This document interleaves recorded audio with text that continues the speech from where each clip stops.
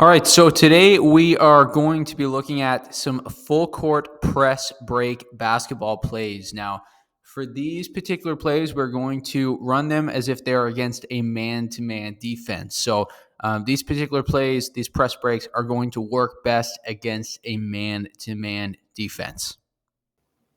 Okay, so the play that we're looking at here is a 1-2-2. So as we can see, we have players set up. One right here, our inbounder, right? Two right here, we have two players looking for the ball close to the basket in the backcourt, and then two players at half. So we're setting up in a 1-2-2. Now, again, we want to initially get the basketball into one of these two players that are closest to the inbounder. So how you want to do that, again, that's up to you. I personally love just having the players split. Some people like doing a little banana cut where we have a little cut this way to look for the basketball.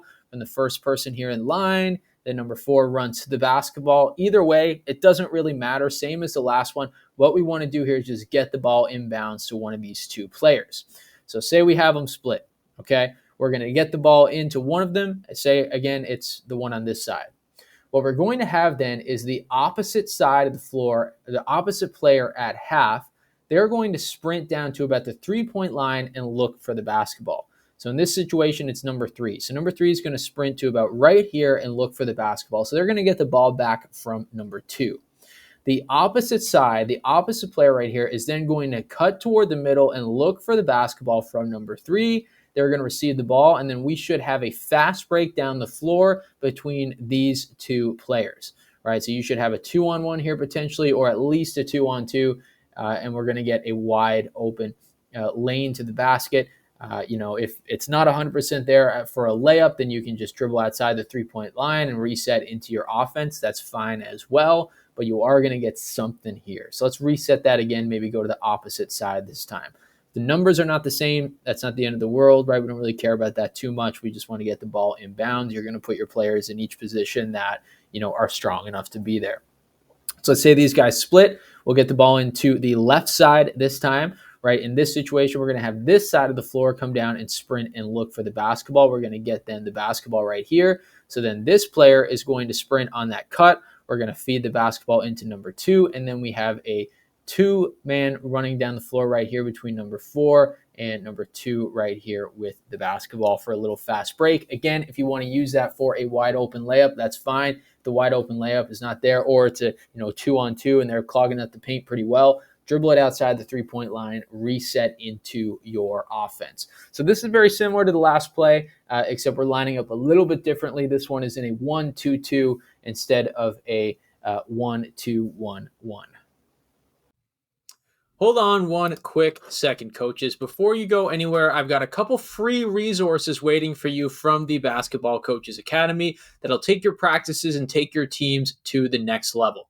First off, grab your complete guide to the continuous motion offense, which breaks down exactly how to teach your players to play the game, not just run plays. You'll learn what continuous motion offense really means, proven drills to build it, and how to run a motion offense continuously. We have lots of different things in this guide. We have video demonstrations, we have diagrams, we have descriptions, everything that you would need. If you want your athletes to develop real basketball IQ, this is the starting point. The second item that I have for you is the 5 must-have out-of-bounds plays for all ages. These are game-tested sets that you can run with youth or high school teams. We have baseline out of bounds. We have sideline out of bounds, all free for you. They're simple to teach, tough to guard, and each play includes clear diagrams and coaching points so your team stops wasting possessions. And lastly, I have the practice plan template. This printable practice plan template is the exact layout that I use to organize and plan every practice session. So you can plug in your warm-ups, skill blocks, team drills, and scrimmage notes so you can walk into every gym with a clear plan and zero guesswork. So I have these 3 free items for you. You can claim them using the link in the description. They'll be sent to you right away. Enjoy. Okay, so as we can see, we're lined up with 2 players here at the elbow and 2 players a little bit wider at half court. Okay, so we're going to have multiple options for this play. Let's start with the first option. So the first thing we're going to have, the first option here is number 2 is going to set a screen for number 3. Now we want the play to start this way just about every time, right? It needs to start like this. So number 2 is setting that screen for number 3. Number 3 is coming off the screen to about right here, somewhere in between that 3-point line and the key, right? And we're going to feed number 3 the basketball. If we can't get number 3 the basketball, number 2 is going to roll after they set that screen. So then we have an option there to get the ball to number 2 if we need to as well. Okay, but right now we have the ball over to number 3. So the first thing that number 1 is going to do is sprint as fast as they can up the court and look to get that ball back, right? A give and go, a pass and cut where we get that first pass back to number 1, right? And then we want number 1 to push the pace down the court as fast as they can, along with number 4 and number 5 sprinting as well. You could have one of these players camp out at the 3-point line and one of these players take the dunker spot, right? And then we should have a 3-on-2 fast break. Okay, so that's our ideal option, right? You want number 1 to actually be somebody who's fast, who can get the ball back, right, and sprint down the court. Okay, but we understand that we might not always get this option.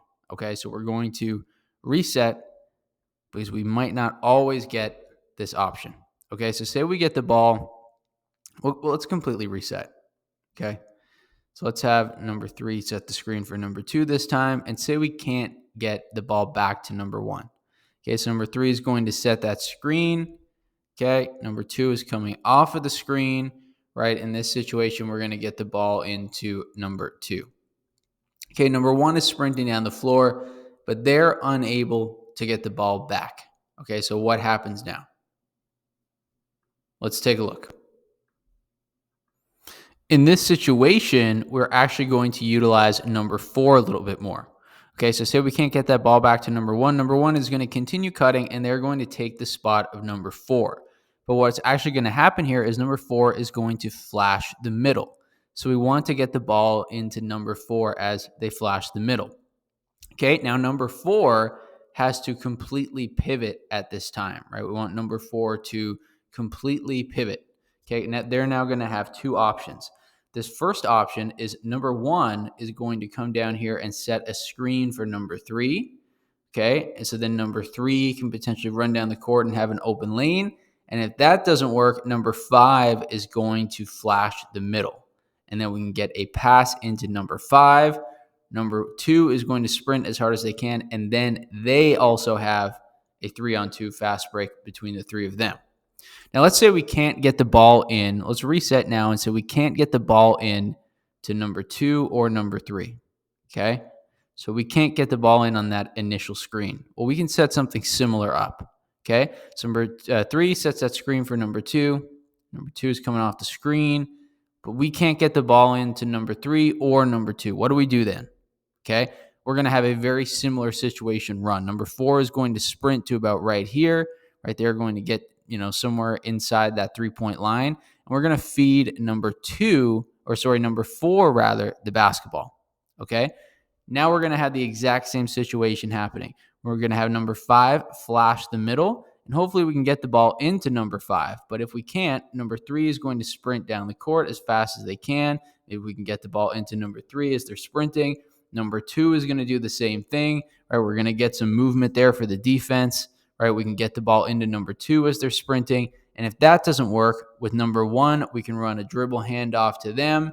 Right, we're going to have to do this quick at this point, probably meet a little bit further up. Right, then number 1 will have the basketball. We can get the ball up the court.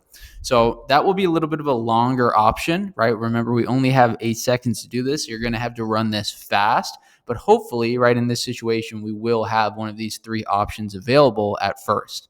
So these are 3 different scenarios, but overall, we're getting the ball up the court pretty quickly.